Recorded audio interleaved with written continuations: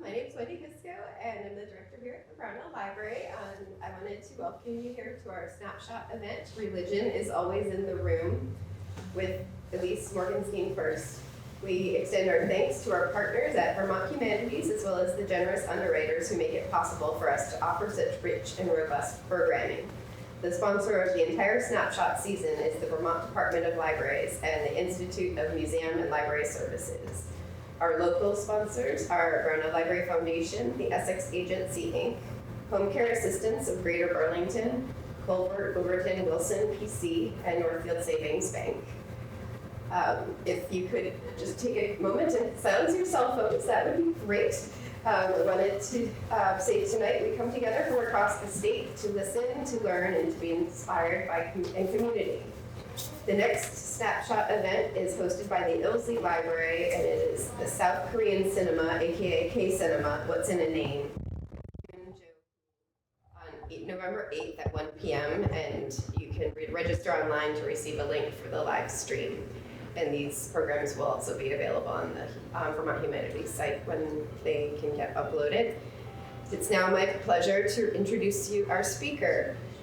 Professor Morgenstein Fuerst specializes in Islamic studies. Her areas of expertise include Islam, religions of South Asia, and theories and histories of religion. Morgenstein Fuerst's research has addressed a range of issues, including racializations of religion, historiography, definitions of religion, Indo-Persian manuscripts, and colonialism and imperialism.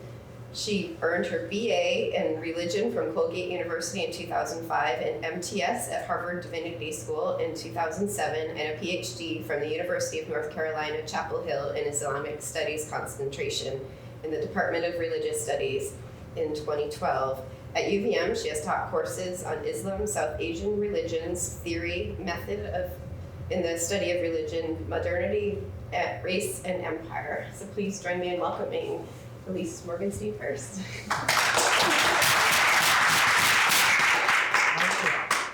Okay, I think that's mic'd up. Are we good on? Great. So yeah, thank you so much for having me, and I apologize for using the old title First Wednesdays. I have done a few of these in the past, and so I will edit my slide in the air. We'll just pretend magically that it says Snapshots instead of First Wednesdays. We are talking today about religion always being in the room, and that is a kind of nefarious sounding, maybe spooky season moment of, we just did trick-or-treating last night, so I'm thinking about what's haunting us. And religion is one of those things that both haunts us as a specter and follows us around even in places that we don't normally think that it is. So this talk is really going to be about putting on our glasses so that we can see religion in places that we did not know it was lurking, which means we're going to be talking a little bit about how do we think about religion, how do we define religion, and why do I think it's important as someone who, in that embarrassing list of titles and degrees, has only studied religion for the last 20, 25 years. Why do I think we really need to think about it in order to live in a more just and more equitable society? But because citational politics are really important, and I'm gonna move around a lot, and I talk with my hands a lot. I am like a good New Jersey girl. I can't keep it together. So if that feels distracting at any point, just give me a wave and I will stay put. And that goes for you too, media people. To give credit where credit is due, religion is always in the room is a neologism. It is a phrase that Liz Knickie, a very, very well-known religion reporter and journalist and TV producer, uses all the time. She is a really good friend and a really smart documentarian who thinks about why we can't always figure out something is going on. And her answer is, well, it's religion. Religion's the giant elephant in the room that we're not talking about. You thought we were doing this thing secularly? We're not. We're not actually. Why do we celebrate Halloween? Why is Halloween so important in the United States? Religion's always in the room would be her answer. So I'm stealing that phrase from my friend who did it with permission, but also we're going to cite her and give her credit where credit is due. So why are we talking about religion? What do I think religion is? Well, The short form that I give my students, because it's a good little quick and dirty slogan, is religion is what people do. Now you might say, right, I am using the restroom. I don't think that's religion. And I might say, sure, but there are loads of prayers that some religions do in order to do that in a ritually pure way. Or you might say, I'm at the library on a Wednesday night. That has nothing to do with religion. And I would say, that's true, but why a Wednesday night instead of a Sunday morning? Sunday morning, none of us have work, most of us. Why not do a thing on Sunday morning?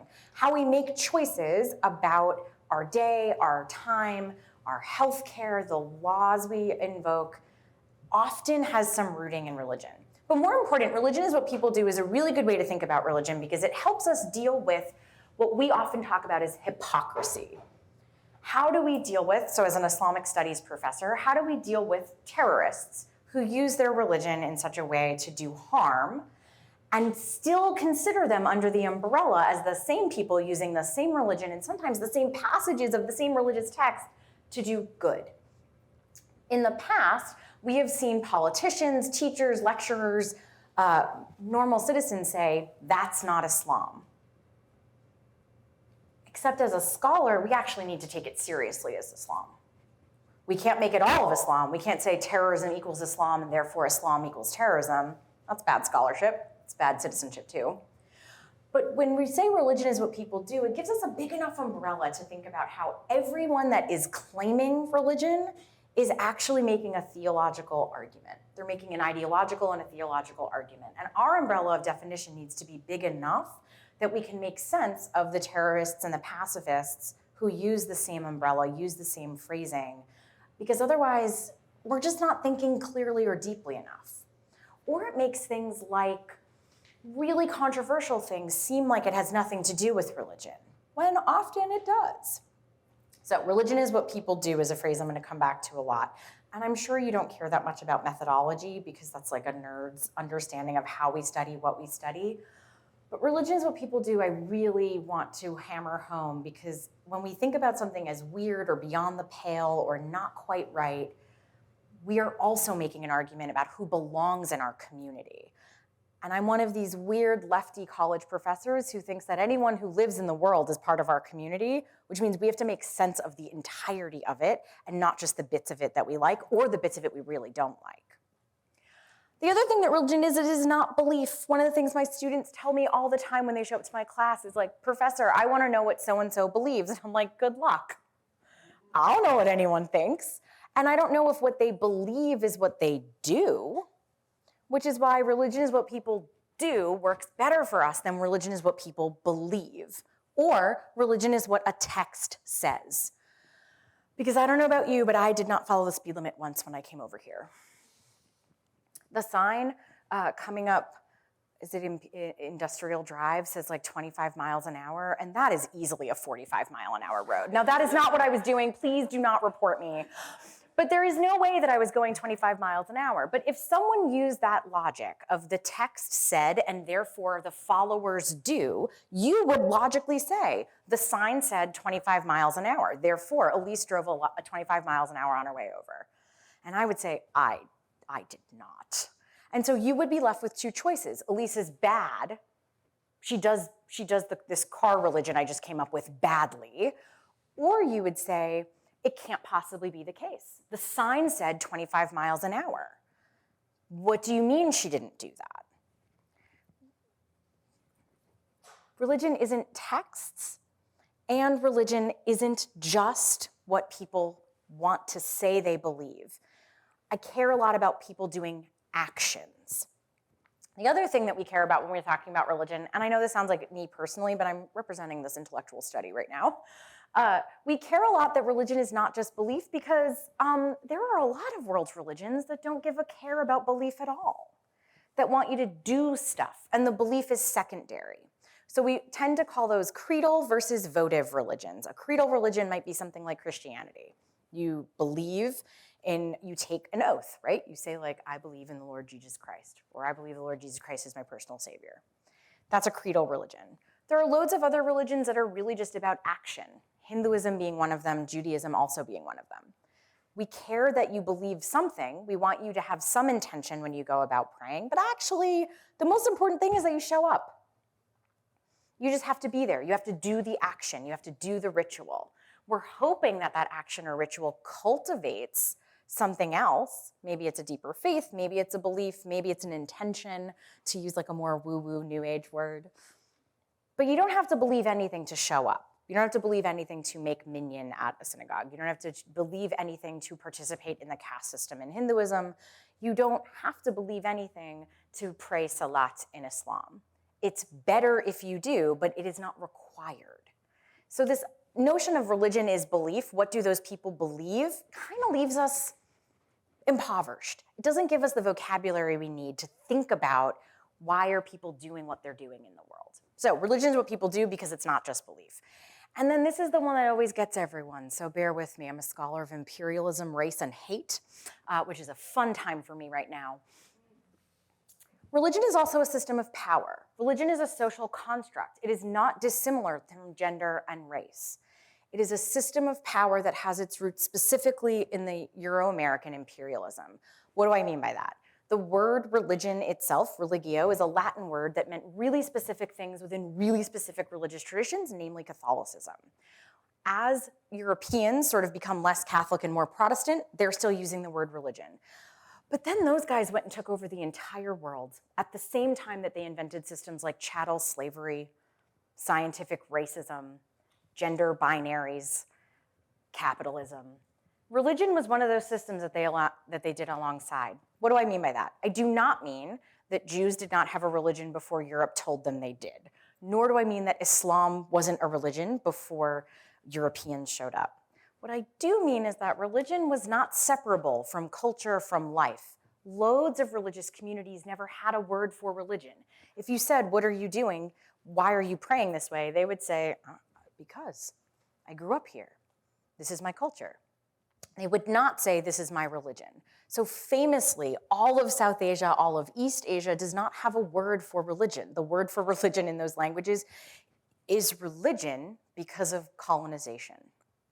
The other way that Euro-American colonization and imperialism invents religion is that they make it mandatory. Europeans conquered the world by guns and by pens. What do I mean by that? A bunch of scholars showed up, they took a bunch of notes on people, and then they wrote it back for the metropole, which then wrote laws. So as a scholar of South Asia, what that looked like in South Asia was that a bunch of people showed up in India and they started taking notes. Some of those guys had guns and they did a lot of real violence to steal the land from locals.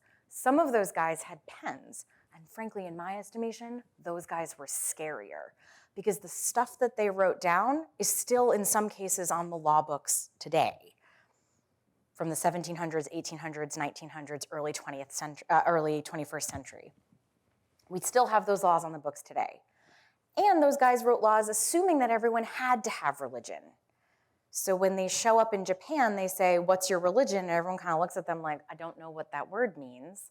And they're like, no, this thing you're doing. And they're like, right, that's just like going out for breakfast. And they're like, nope, that's religion. We're calling this religion. Okay.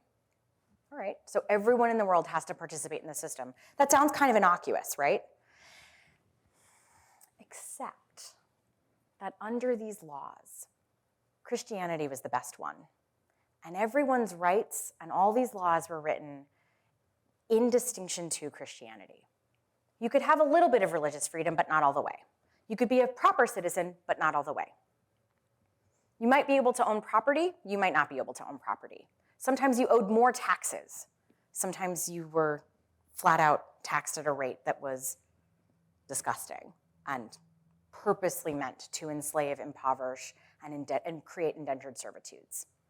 That doesn't mean I think that those of us who practice religion, myself included, are participating in a system of hate, but it does mean that religion as a category, right, like a category that we can protect with laws, has this gross, really troubling history behind it. And it's important for me because you're in this room right now. So you are students of mine now. Like, that's a forever thing. You can email me whenever you want. My husband says I'm way too accessible to students. So like, you could either take advantage of that or not. It's up to you.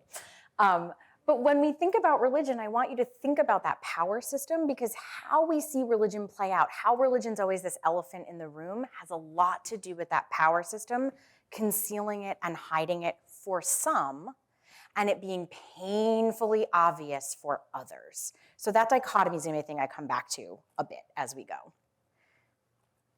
Oh no. I know this can move. There we go. Okay. So what isn't religion? I just said a lot of stuff. Religion is what people do. Religion isn't belief, and religion is the system of power. But it is also not absent from public or private life, even if you yourself think about yourself as an atheist or someone who's post-religious. My father-in-law thinks of himself as post-Catholic. I have no real idea what that means practically, but I understand that as an identity. Religion is also not culpable for all wars, strife, and hate. That is the thing I hear often, particularly from my groovy UV students who very much want religion to be the cause of all life's problems. The problem with that is that just doesn't make any sense. Religion has been used for all manner of horror and all manner of uplift, civil rights, liberation, and liberatory justice. And also, this last one is one of my favorite things to say about religion. Religion is not done with you, even if you're done with it, because you live in a system that prioritizes religious values, even if you yourself are not religious. You go through airport security, and I, in giving a quick gander around the room, assume that most of you do not have my experience at the TSA. I'm a scholar of Islam, my brother-in-law is a Secret Service agent, and I have been to all the places you're not supposed to go if you want to get through the TSA on time. Why is that a problem? Because we are targeting Islam within that structure. I am not Muslim. I do not present Muslim. I'm not wearing hijab, for example. My name is not recognizably Arab or Arabic. And I have a hard time at security. In fact, if you see me at BTV, you should run the other way because it will be a long line. For real, that is a good strategy. You should wave, say hello, and then find a different aisle. Religion's not done with us even if we are done with it because it is part of our systems. It's not just an individual choice is what I'm trying to say here. And I want you to hear why we care. Religion is inherently political. How you identify, how you're allowed to identify, and how people identify you is part of a politic. And I don't mean Republican versus Democrat political.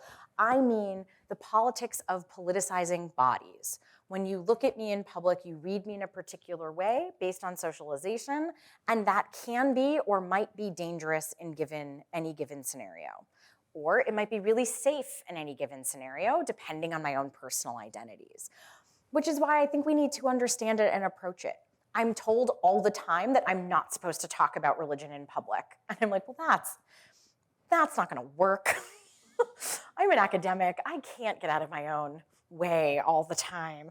And this is what I do for a living. But the number of times I've been told this is not polite company conversation. This is not dinner conversation. This is private. Ooh, we don't talk about that. That's private.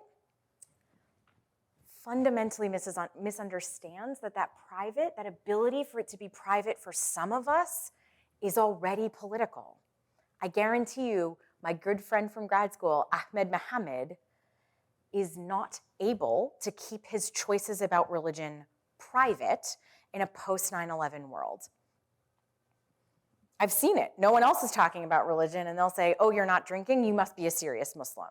We're already out of that realm of a religion being a private choice or a private relationship between you and the God that you choose. And we are instead in the realm of a politicized public event for some of us. So I think we should care because it makes us better citizens and better neighbors. But I also think people are using religion in all of the ways. We're watching it play out right now. We'd be watching it play out every day anyway, even if there wasn't a war on. But people are using religion in multiplicities of ways. We are using it in liberatory and oppressive ways, liberal ways and conservative ways, and complementary and contradictory ways. We can watch the same people look like they're talking out of both sides of their mouth, but they're really just thinking theologically and thinking elastically. Excuse me. We do need to be able to see beyond limited definitions of religion, like religion is only good, or religion is only private, or religion only happens in churches. Because we know that that's not the case. And also the sneaky spots. What does it mean that my Jewish children sing Jingle Bells in their public school? Is Jingle Bells a secular song? Most people would say yes. I would say absolutely not. It is a song about Christmas. It doesn't have to be about Jesus to be a non-secular song. Is it strictly theological? No, Jingle Bells is not strictly theological. But is it not religious? Oof, I don't think so. And hiding it, it's like sneaking the broccoli in with the mac and cheese. You can tell I have small children, right? Sneaking the broccoli in with the mac and cheese. We're adults. We should be able to say that's broccoli.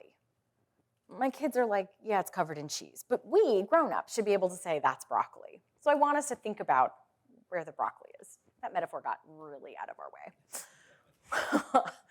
I also think we should care because whether we like it or not, and this is the part where people don't like what I have to say, so like you won't be the first if this isn't your cup of tea, but we live in a white supremacist community, and that white supremacist is built on Christianity. Whiteness and Christianity go hand in hand in the United States. We can talk about the law cases that prove it in a little bit if we want to, but those things go hand in hand, legally, philosophically, theologically. We know this because we see reactions to it when that's not the case, which means religion is always part of the United States story. We are unique in the world that our very first constitutional amendment highlights religion as special. It has special status in our country. It had special status based on the founding fathers' very Christian ideals. And so claiming that we're past religion, we're over religion, religion is passé, or it's boring, or it's reserved for people who don't know better, that is a long and troubling history in the United States. And particularly as most of us are American citizens, we ignore religion at our peril. It makes it hard to understand any kind of politic, any kind of law, any kind of access to healthcare, unless we can really see it. And here's what I'm gonna talk about healthcare first. Whether you know it or not, religion determines what kind of healthcare you have access to. 1 in 7 adults in America sees a primary care physician that runs out of a Catholic-owned hospital or medical group. Not all of them are labeled as such, and this is not an anti-Catholic moment, this is a conversation about religion, so I want you to hear that clearly, but I'm gonna pick on Catholics because they own a lot of hospitals. And after 1973, when Roe v. Wade passed, they started owning hospitals and medical systems in a way that did not look like St. John's or St. Mark's Hospital. It looks like community healthcare hospital. So you might not know you're in a Catholic hospital, and you might be in a Catholic hospital. Recent rulings in the Supreme Court, and not just when Roe v. Wade was overturned last summer, recent rulings in the Supreme Court say that a corporation's ability to protect its own religious interests supersedes those of the clients or employees. So I'm thinking both of the Supreme Court case that overruled Roe v. Wade, but also the very famous Hobby Lobby case that said that a Catholic or a Christian-owned company does not need to provide contraceptive health care to its employees through its insurance. So where you work and where you have healthcare options actually is determined by religion. One group's religious ideas dictates the rest of our ability. And what I mean by religion is in the waiting and operating room is that if it is the worst day of your life, if you are hit by a car, if you are unconscious, most states in the United States have laws that say you are to be taken to the closest Trauma One center. But if you went to Mount Sinai instead of St. John's, you would have different healthcare options if you were a pregnant person in that operating room. That should give all of us pause because that's not about a choice we made. That's not about seeing a doctor I'd like to see on my own. That's about on the worst day of your life, when there are very few choices, laws that are meant to protect you might actually change your ability to make decisions about your healthcare. Are you in a hospital that respects the right to end-of-life care in a state that allows end-of-life choices? Yes, great. Okay, you have all the choices available to you. Are you at a Catholic hospital in that state? You don't have all the choices available to you. That's a uniqueness in American society. That is where religion is lurking in the corner, but we're not talking about it. And I wanted to just give you some stats. So this stat on the bottom, on the left, is that 1 in 7 patients are cared for in a Catholic hospital. That's from a 2021 survey. And on the right was a 2016 survey about how many beds per state are adjudicated by a Catholic hospital, administered by a Catholic hospital. So we happen to live in a less than 10% state because most of Vermont's medical care is actually available through the UVM medical system. It's like a state-based and in part state-supported medical system. We're a rarity if you look at the states in terms of population, because most of the states that are in our same boat are low populous states. So if you add up all the people in the United States, more often than not, you have access to beds that are adjudicated through a religious organization. And again, I'm picking on Catholics because they have made it a point to care a lot about healthcare. The National Council of Cardinals cares a lot about healthcare. It is one of their primary nodes of lobbying. And so we need to care about it. Not because we need to be scared of the big bad Catholic hospital, but because it actually changes how your doctors practice medicine, regardless of where they went to medical school or regardless of their own personal religion, right? There are plenty of Catholic hospitals that have Muslim doctors in it. Muslim doctors may be forced to make different choices based on their employer's rules. That's interesting. That's interesting. It's lurking in the floorboards for me. The other thing is about law. Religion is always in the room, and we know that it's always in the room because of laws. And if you imagine that religion is just what church you belong to or how you pray, I have an American history class for you to take. The US government defines and sets parameters on religion, both in terms of who can practice, in terms of race, and in terms of protection. Early on, I think I have a slide with actually like what the laws are. Maybe?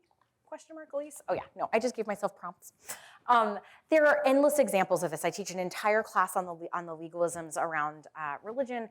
So first of all, immigration law. There were really famous laws at the turn of the 20th century and into the middle of the 20th century that were deciding who gets to be an American, right? One of those really famous cases was a Lebanese Muslim man and a Lebanese Christian man. The Lebanese Christian man's lawsuit for being naturalized as a US citizen was approved. The judge in that case said this was a really great example of someone whose brown skin was not a hindrance to being an American citizen. In 1934, there was a separate case where a Lebanese Christian said, great, a Lebanese Muslim said, great, that Lebanese Christian was just admitted as a naturalized citizen. His brownness was totally okay under these really racist laws. Me too. I also would like to be a naturalized citizen. And the judge in that case wrote, sorry, Islam is incompatible with the United States of America. You could never assimilate in any way that we think is valuable, and therefore you can live here, but you in no way can naturalize. Your children won't be citizens unless they're born here, so maybe your grandkids can get citizenship, but sorry, you're out of luck. That is one example of truly dozens and dozens and dozens that fall into this category of how the United States saw immigration as specifically related to race and religion, where religion dictated the race. Both Lebanese people, both people who were described, I won't go into language that's used because it's embarrassing that it's part of our national record, both people were described in terms of what we would call phenotypical race characteristics, how dark their skin was, how wide their noses were, how curly their hair was. The only difference in these two cases, one person was a Muslim, though the court record says Mohammedan because it was an old school word, and one is Christian. The Christianity is the litmus test for American citizenship. That's the history of our country and a history of how we made decisions. So it is important to see that this immigration space is a place that we see religion and its effects still lurking. Those cases come to inform J. Edgar Hoover's FBI really intensely. So you start to see really intense monitoring of Black Muslims at the same time that those cases, shortly after those cases come out.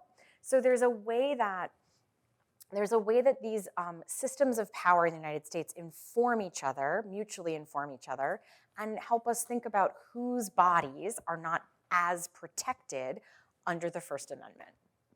Other First Amendment laws include who and what counts as freedom of practice. So really famously in the 19th century, a bunch of Mormons out in Utah, LDS, they prefer to be called members of the LDS Church, had sued the US government for practices of polygamy. Says so in the Bible. They're really excited about having multiple wives within marriage, and the government, it went all the way to the Supreme Court, and the government at the time said, yeah, you're allowed to practice whatever you want, but not this. This is beyond the pale of religious freedom. I'm not actually asking you to support polygamy or whatever you want or not to want to support, but the case was the judge in the case did not deny that Mormons had biblical support for polygamy. What the judge said was the First Amendment doesn't stretch that far. That's interesting, because we think about the First Amendment as a freedom from religion, the Establishment Clause, and a freedom to practice how we choose. Now we're seeing amicus corpus briefs being written by Jews and Muslims together to sue about abortion access, because it's a religious freedom issue. Because Jews and Muslims actually share that a fetus is not a fetus at conception. A person is not a person at conception. So really harsh anti-abortion law puts Jews and Muslims in a place where they cannot actually practice their religion properly. Because there are some cases where women in both of those traditions are not just allowed to receive reproductive health care, but are mandated to receive reproductive health care if it protects the life of the mother, right? And so there's cases around the First Amendment, but so far we haven't seen them apply. We haven't seen the Supreme Court come out and say for religious minorities, First Amendment means the biggest interpretation. We've only seen it say the smallest interpretation. The other place that law is really confusing is that my students always ask, this is my favorite, like, da-da-da, like is my favorite, like, surprise fact, is that to be classified as a religion in the United States, you actually need to be a nonprofit, and the people who decide that is the IRS. So if you want to be a legitimate religion, it does not matter that you have a history, it does not matter that you have a church, it does not matter that you have a holy text, it does not matter that you have like a legion of people practicing with you. It's whether or not you classified as a nonprofit. Do you classify as tax exempt? So the IRS actually controls who counts as a group in the United States, which has been real. I mean, that's a funny joke for those of us who maybe come from more traditional or bigger known religions, but it's less funny for people who come from places that are small and have really localized traditions.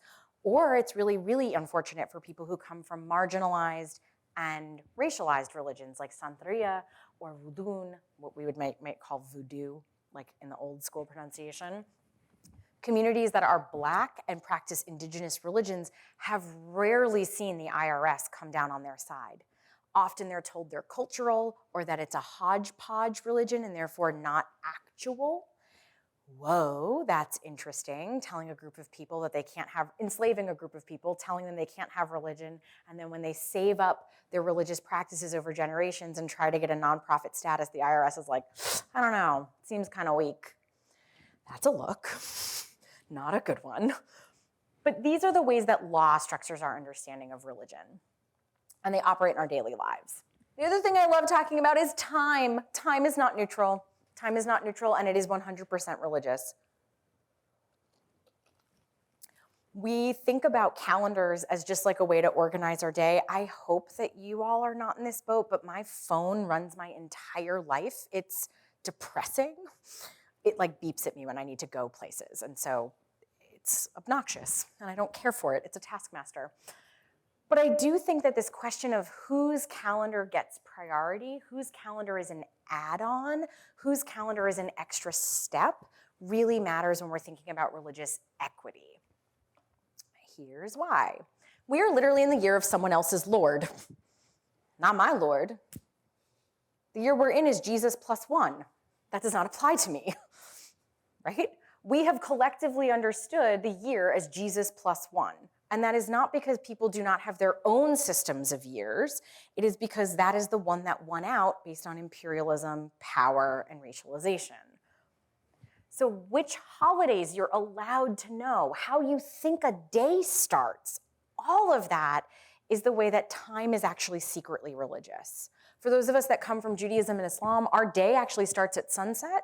It's not midnight, right? Like the day doesn't shift at midnight, it actually starts at sunset, which I have to be honest, makes so much more sense than midnight. It's the middle of the night, literally. Why is it the middle of the night, but also the next day? That's confusing. But this understanding that Jewish holidays start the day before is actually really one that's challenging. I have small children in a public school. It means that they don't ever know what day the religion's holidays start. Because it'll say Yom Kippur is on Tuesday. And we will inevitably get a call from the principal saying, okay, does that mean it starts Tuesday night or does it start Monday night? Because on the calendar it just says Tuesday. And I'll be like, okay, brownie points that it's on the calendar at all, because that has been a fight too. But you're right, it doesn't line up with the way the Gregorian calendar works. And again, in case you didn't know that the calendar was Jesus plus one, the Gregorian calendar is named after Pope Gregory, who mandated a uniform calendar. I also want us to ask the question of, if we are a secular state where Christmas is not, where the church and the state are not working together, why is Christmas the only holiday that is a federally observed holiday? Now, I'm on the team sociologically, right? Most of our federal employees celebrate Christmas. There's no reason not to give the day off. But I have questions about whether or not that's a neutral statement. I don't mind working on Christmas. It's not mine. I could work on that day and take off a different day, but not if I work for a federal government, not because I work for a state-based institution, right? So these are not neutral choices, and it's one of those ways. Calendars is one of my favorite ways to think about how religion is lurking in the floorboard, because it's such a place of justice if we were to deploy it correctly. It is not hard for us to think about our neighbors or ourselves as wanting inclusion to put those things on your town council's list. It's not hard, but it does take that extra step. You gotta program your Google Calendar to have an interfaith calendar, or you need to know enough about other people's religions to be able to determine a really important one from a non-important one.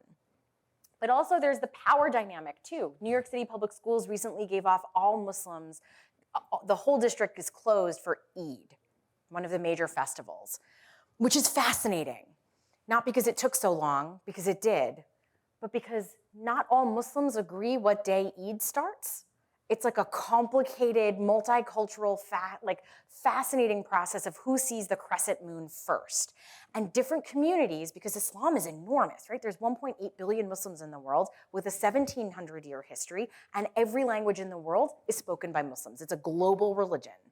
So not all Muslims agree, except in the United States, we have the most diverse Muslim community because we're a little bit of a melting pot or a salad bowl, depending on which model you subscribe to. But New York City Public Schools has now said Eid is on this day. So what if you're from one of those Muslim communities that's like, no, Eid was the day before, but the district is giving you off on that day. So the secular New York City Public School Board has now determined what day is the actual Muslim holiday. That's fascinating, but it's also not neutral. There's nothing neutral about that choice. So what can we do with all of this? And then I will wrap up for questions because I don't like chatting this much. But religion, and especially Christianity, structures our courts, our healthcare, our economy often, our law enforcement, and our prisons. I'm happy in Q&A to tell you the story of how I've been a consultant for multiple prison organizations, trying to convince them that halal food is not kosher food, no matter how many times they tell me it is. Our popular culture, like what we know, I don't know if any of you care, but Matthew Perry from Friends died earlier this week. And the number of commentators I've heard say he's battling his demons. He had his demons to battle. Boy, did he have battles with demons. And you're like, okay, that's a very Catholic and Christian way of thinking about wrestling with addiction, right? So even our turns of phrases often are seeped in religious language, and it's always present. I could choose to be an atheist, I still get Christmas off. That's interesting. I also think I really loved the image that y'all picked for this event, that the big sign that says love your neighbor, because I actually think loving your neighbor means understanding and seeing religion. You don't have to like everything you see, you don't need to be someone who participates, but you do actually need to see it. Because if you don't see it, you can't often figure out why folks are struggling or why folks are feeling really victorious. You might not understand every fall that you are genuinely pissing off your Jewish neighbors by hosting a dinner when it's Yom Kippur. Or you might be really disrespectful of your Muslim neighbors by just never knowing what Ramadan is, because it's wildly important to them. Or if you work in a school district, a healthcare office, if you work with people, if you're in a library, it might help to know so that you can accommodate folks a little bit more easily in a system that assumes Christianity is neutral and everything else is derivative or deviant. I just don't think we can do social justice work without understanding religion as part of the story. And I think when we understand religion as part of the story, we get a more rich story. It's just a more interesting one. And now I'm done. I will stop talking and you all can talk and ask questions and do the rest. Thank you for listening so attentively.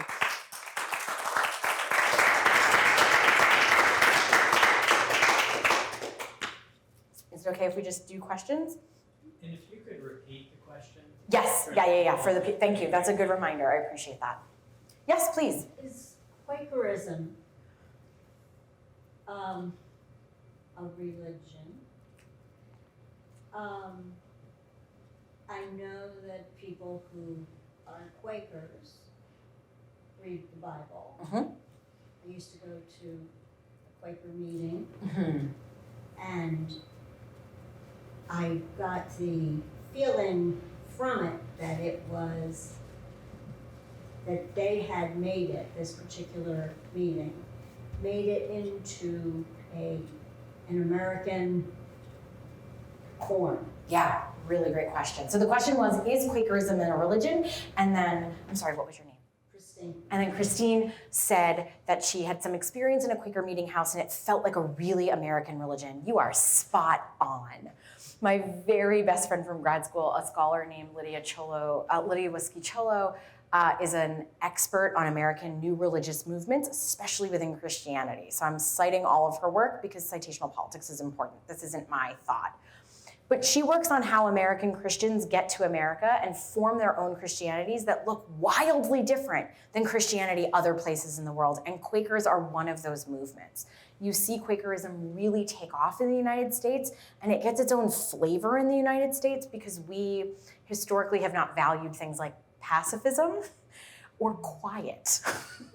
And Quakers sort of said, oh, we don't like what's going on over here. This is noisy and it's violent and we don't see that. Yeah, Quaker meeting houses are fabulous spaces for quiet contemplation. But you are exactly right that this is a really unique form of American Christianity that we would have a hard time seeing it develop in other places because it's so historically contingent on what's going on in the United States at the time that it both develops but also takes off. And in the communities, we still see it. It's a great question.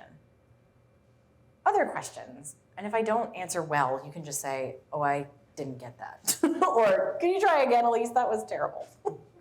You wouldn't be alone.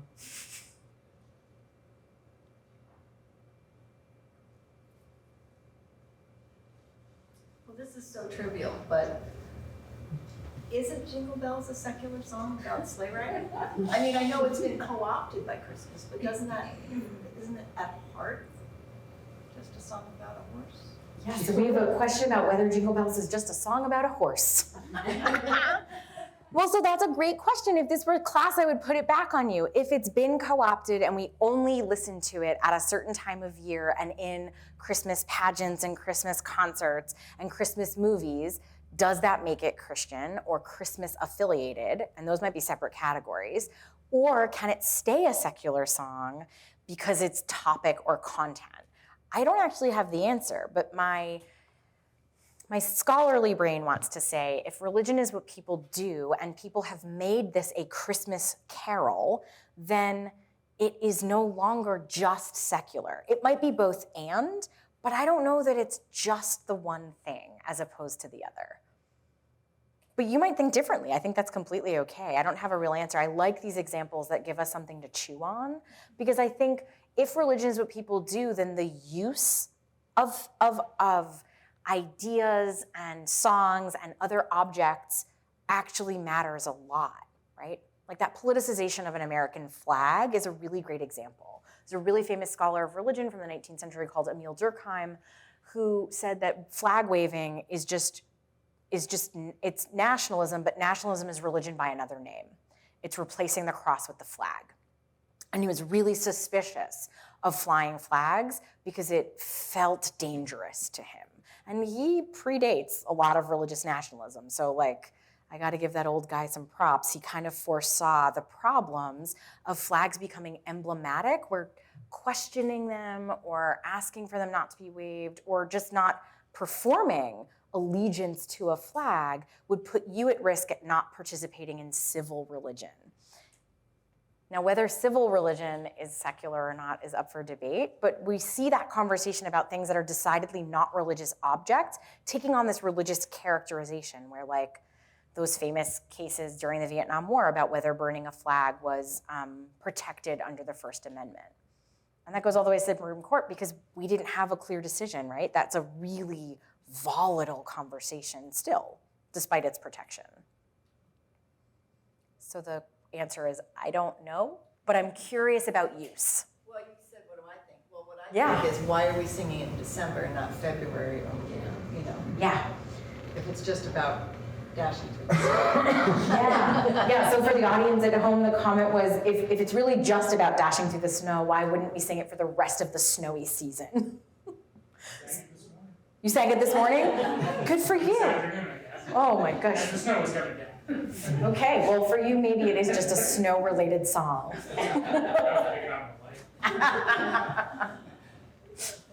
Go ahead, please. Could you talk a little bit more about the relationship of religion and immigration policy? And sort of two thoughts come to mind, and I might be off on this in my statistics. I believe the countries where most of United States immigration comes from currently is China and India. I might be wrong.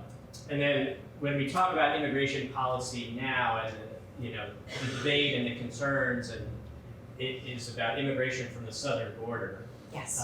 Ostensibly Catholic countries, also knowing, in southern Mexico, for instance, those are indigenous communities where people are coming from. So anyway, I'm just curious about that.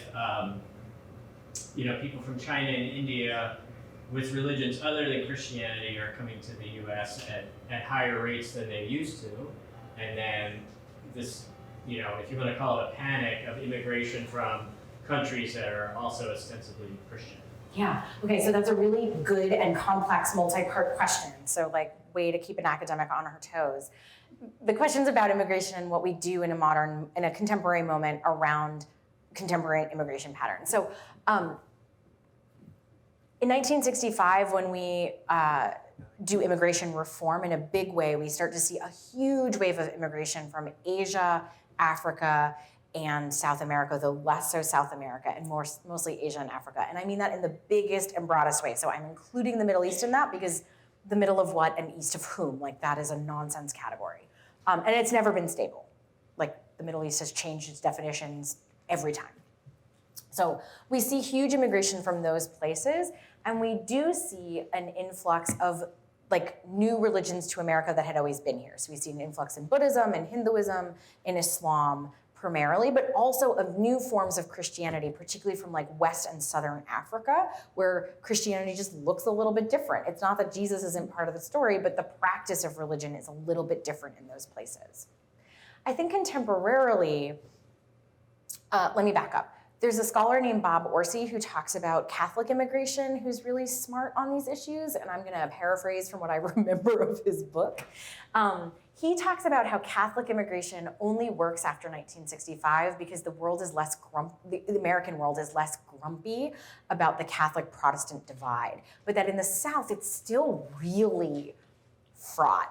I did my PhD in North Carolina, and beside every student, truly so many students would try to give me pocket Bibles because they could never figure out, this is before I would out myself in various ways. They would say they couldn't figure out if I was Muslim or Jewish. Some of them would read my last name and be like, oh yeah, she's a Jew. But I taught all these classes on Islam, and that was very confusing for them because I speak all these other languages and I have good pronunciation. So it was wait a minute, what is this person doing? But either way, she needs the Lord. And so I got a lot of pocket Bibles, but once, and only once, did I get this hilarious pocket Bible from someone who's you're not Christian, you're Catholic. And I was interesting. And I shared that with my friends, all of us teachers at UNC, and they were oh yeah, we get that all the time. That is a concept. Protestants are not, Protestants are Christian, Catholics are not. And I was no, I know this, but that felt really dated to me as someone who grew up in New Jersey, in a majority Irish and Italian kind of neighborhood. So Bob Orsi argues that after 65, you really see that hold on in the South, but not in the same way, because the Christians who are immigrating in those periods tended to be Catholic and not Protestant. So you see a shift, and then you see another shift with the moral majority and the ways that Christians sort of come together across the aisle to be anti-reproductive health care, among other things. In terms of the southern border and immigration now, I think that we have that, what Judith Weisenfeld is a scholar at Princeton and writes about Black and new religious movements. she calls religio-racialization, that you can't actually separate race from religion. They are mutually co-constitutive, she says. They make and break each other. So Mexican Catholicism cannot actually be like brown skin, Mexican identity, Spanish speaking, and then also Catholic on the side. It's all of those things together, and they combine into an intersectional understanding of that unique oppression. That they're, one of the theories that people put forth is that, yeah, we're really anti-immigration in the southern border, and like, we don't care that much about Canada, both because of race, but also because of the way that Mexican Catholicism works in a largely Protestant context. That was a lot of rambling. Was that okay? Yeah. Was there any of that needs unpacking? Sometimes when my brain gets booky, it doesn't stop. So you let me know if that needs more work. You're so smart. Get out of here, Can I- Christine. Yeah, Can I add to that? Yeah, And please. maybe bring that to a Vermont, please do. maybe even Burlington context. You know, just knowing that in Vermont's history, there was so much fear of Catholicism Yes. coming down from Quebec. Mhm. And so there was a good bit of the racism against French Canadians coming to work in mills in Winooski Yeah. and then work in the industries in Barrie based around fear of Catholicism. And again, that those things are really mixed in Yeah. that it's a religion, but it's also racialized. That's right. Yeah, I think Judith Weisenfeld's great book called New World A Comin'. It really is about Black religion, but she has this theoretical thing that she's doing around religio-racialization, and she's saying that in the United States, there is no religion without race. There's just not. That like our varieties of whiteness, our varieties of brownness, our varieties of blackness always also have a religion attached to them. And there's also a book that just came out last year by Catherine Gon Lim, who is a scholar at Stanford, and it's called Heathen, and it has a colon.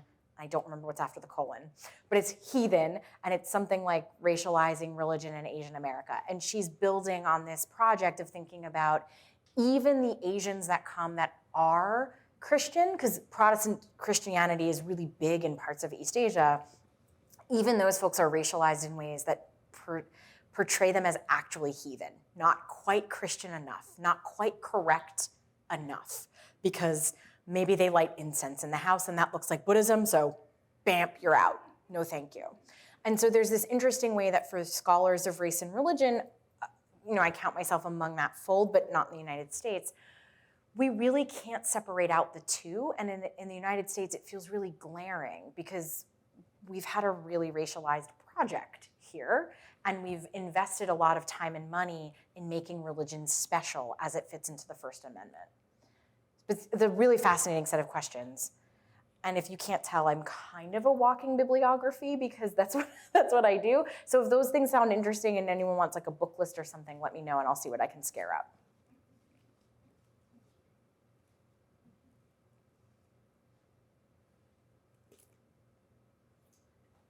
I have to ask, Go ahead. but give somebody else a chance. Where is the religion in the room when you look at a person who practices Judaism, let's say in Canada, and wants to immigrate to a country that borders Israel, that basically has no Jewish population? So in this hypothetical, someone living in Toronto wants to move to Jordan. Just say Egypt, Saudi Arabia.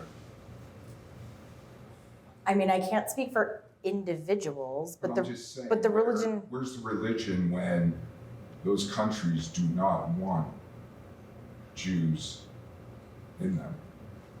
Well, I think I would want to be more specific about what countries do and do not want Jews in them, because most of the countries in the Middle East have indigenous Jewish populations, regardless of what their legal systems have or had said, right? So like, there are plenty of Jews that live in Saudi. Like, I know Jews that live in Riyadh. I know Jews that live, right? So like, we know that those populations exist. So claiming that they don't is also part of a project of thinking about nation states in particular ways. I think if a Jewish person is making that decision, one would think that they are not making it uninformed, and so they're making that decision within structures of power. Why are they moving there? Is it capital? Are they moving for a job? Are they moving because they work for the State Department? Is it part of a different system? Is Jewishness their primary identity in that choice? And why do we assume it is?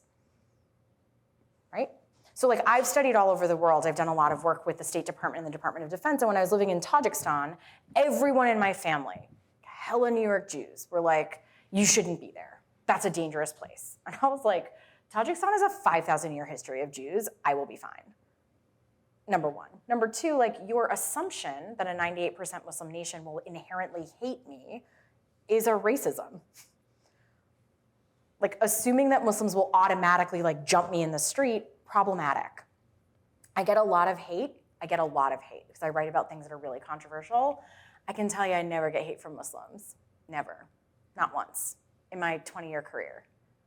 I get a lot from Nazis. I get a lot from Christian right. I get a ton from Hindu right, so Hindu nationalists. And I get a surprising amount from Jews who don't agree with me. My only police-involved death threat involved Jewish people. So like the assumption that Jews can't live in the Middle East doesn't make a ton of sense to me. But I would think like what the religion in the room for me there is, why do we think that identity is the most important? Why do we think Jews are always Jewish and never Canadian? Or Canadian first and Jewish second? And I'm not suggesting that in this hypothetical imagination that's the case, that we're, like we could tease out this example quite a lot, but I want to answer your question by saying like that's what comes to mind for me. Yeah, thanks. You had another question. So, well, my other one was not that good. So, I like a revised question. so are you saying then that if Israel was not populated by Jews and the nationality or the religion of the people who were taking land from Palestinians and doing all these terrible things, that no matter what their religion was or how they identified it, they would still be hated in Gaza? You see what I'm saying? Like, Yes. So if do I these think two it is? religions were not religions, if they were just people and they were fighting, is the Jewishness? So let me make it historical. Okay. When the British owned Palestine, there were riots constantly to get rid of colonized oppressors. We saw that the world over, right? Every single revolution, American Revolution included, that said we do not want to live under this regime has had a political element to it. Now, in some places, those elements garner support by making it about an epic battle between religious identities. In some places, it doesn't.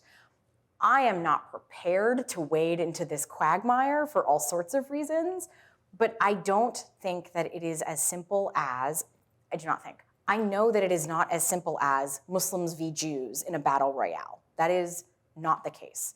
There are loads of historical examples, including in contemporary Israel and historic Palestine, where Jews and Muslims hung out really well together and also often banded together against specifically British imperial rule.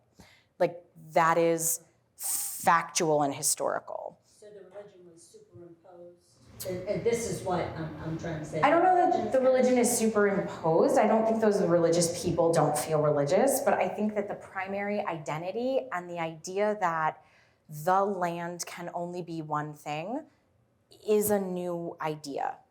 And we know it's a new idea because of the history of the land, right? So like if we move to a different place, right? If we move to South Asia, which earns its freedom from British, which is partitioned at the same time that Palestine and Israel are partitioned, we see the same thing. Pakistan being only Muslim and India being only Hindu is brand new historically. In the past, that had never been the case. My expertise is on a series of rebellions that happen where Muslims and Hindus kind of band together to get rid of British colonizers and imperialists. After those British people left, and when the British left and said, all Muslims over here, all Hindus over here, then you set up different kinds of relationships between those religions. And it doesn't mean that those haven't been foddered or that language of hatred doesn't come into play, but is that primary in all times and all places? Absolutely not. And again, as a Jewish person who studies Islam, I cannot say this enough, I do not experience hate in those places. I have not. That is my personal experience. I am also a researcher on terrorism. We know that those are not the most harassed populations in those countries. I have been to synagogues in Muslim majority places that have been nothing but delightful and lovely and wonderful. And again, I get a lot of hate mail. I am told by Campus Safety I get the most hate mail at UVM. I have never once gotten hate from Muslims. So if it was just about Judaism, then I would be saying my data point alone casts us to ask a question about that hypothesis. That's all I'm saying. And I know that might feel inadequate or that might go against media portrayal, but I've done this for 20 years. I promise I've got more sources for you if that doesn't feel. There's an oversimplification happening. And that's one of the hardest things about the whole situation is that it's so complicated. And to try and, you just can't say, good guys, bad guys, bad guys, good guys. You can't do that because it's too complicated. Yeah, as a historian, I would argue that nothing is ever as simple as it seems, and everything requires a lot more context. But I think that feels like enough on that topic for me, since we did not all, I will tell you what I tell my students, we have not all done the homework. And so we cannot actually engage in the conversation I want us to engage in if we have not all done the homework. But I appreciate those questions and hope I've done them adequate justice. Yeah. I think this is the last question, right? Because we're out of time. Is that, I just want to make sure. Yeah. Okay. Is there a fluidity to religion? And I'm going back to the example you used where you've got Jews and Muslims, Jews assuming what they do is Totally. also combined with a belief. There's that overarching what they may do for their family rituals and whatnot. But when they came together to fight against the British, is that kind of a new religion in a way that both groups are sharing? Maybe. I don't know if I would call that a new religion. I think that we forget that we live in this world where we say there are world religions. We all have that like coexist bumper sticker, right? And it's like they're all on equal footing and they all have equal play and Judaism has this thing, but that's not really how it works in context. So let me give you an example. In South Asia, there's a city called Cochin, and Cochin is a city that was first colonized by the Portuguese during Vasco da Gama. Vasco da Gama brought with him, I'm not kidding, a legion of Jews because they were all getting kicked out of Iberia, and they were like, yo, we need a place to go, and we're super smart, and we don't think the world is flat, so we can navigate by stars. And they're like, cool, come with us to India. So they land in India, and they settle there. This is like a 500-year-old synagogue in South Asia. I've been there. I've done a lot of work in that community. And in that community, you would not, as Jews who live in Vermont, you would not recognize these folks. As Vermonters who live in Vermont, you would not recognize these folks as Jewish, except for the fact that there is a synagogue that sort of looks like a synagogue, because there's like one carving of like the shape of a Torah. Everything else looks different. It looks Sephardic, not Ashkenazi, because they came from Iberia, so the synagogue space is set up differently. The languages are not what you expect, and the women wear saris, and the men wear kurta, right? So like we're looking Indian because these people are Indian. And a lot of their rituals around, I happened to be there for like a Shabbat that was near Tu B'Shvat, like this festival of trees. And so they were doing this program. And the way that they talked about trees was nothing I had ever heard in my entire life. It was 100% how Sanskrit manuscripts and Hindus talk about trees. Because those Jews lived in community for 500 years with their Hindu neighbors. And so there is an Indian, or even in the state of Kerala, which is where this city is, a Kerala way of thinking about your body, your soul, your space, your mind, your neighbors. And so that Judaism is not less Jewish than Ashkenazi Judaism that comes from Poland that might be more recognizable, like Bagels and Lox Judaism. It just looks like it's from Kerala because it is. And so in places where Muslims and Jews have had a lot of overlap, you see a lot of shared stuff. So in Tajikistan, where I lived, near the Palmyra Mountains, there's a huge Jewish community, and they're in the mountains for all sorts of reasons, not the least of which is because the Soviets outlawed religion, and so all religious people sort of like fled up because they decided the Soviets were lazy and wouldn't chase them up the mountain, which is like a little bit true, which is great. It's like one of my favorite historical facts that all the people went up the mountains and the Soviets were like, meh, we're not going that far. And they like survived the gulags and stuff. But in that community, the Jews and the Muslims literally live next, like, you know, it's just a shared community. And you couldn't tell them apart in some ways. So like Jews often wear head coverings called yarmulkes or kippah, and Muslims often wear kofis, like also a similar hat. But in Tajikistan, they're the same hat, like literally the same hat. I was asking where to get, like, can I get my dad one of these? Like, this would be a great Hanukkah gift for my dad. And they were like, yeah, it's the same hat. Like, just go to that guy down the street. Like, Yusuf sells hats. Like, what are you splitting hairs about, you silly American? Like, we all wear this religious hat, go get it. And stuff like that. Like, those kinds of shared objects, shared community, is because those folks have lived next to each other forever. So just like Vermont dressed up is different than New York dressed up, like Tajik Judaism and Tajik Islam looks Tajik in a way that it does not look Jordanian or Lebanese. So I don't know if it's like trading A and B to make AB, like in some sort of like chemical relationship, but I do think it's about how homegrown religion looks local, even if it is part of a global community. It's a great question and a good way to end. I don't want to run too late because I will get in trouble and they won't invite me back. Thank you all so much. I really appreciate it.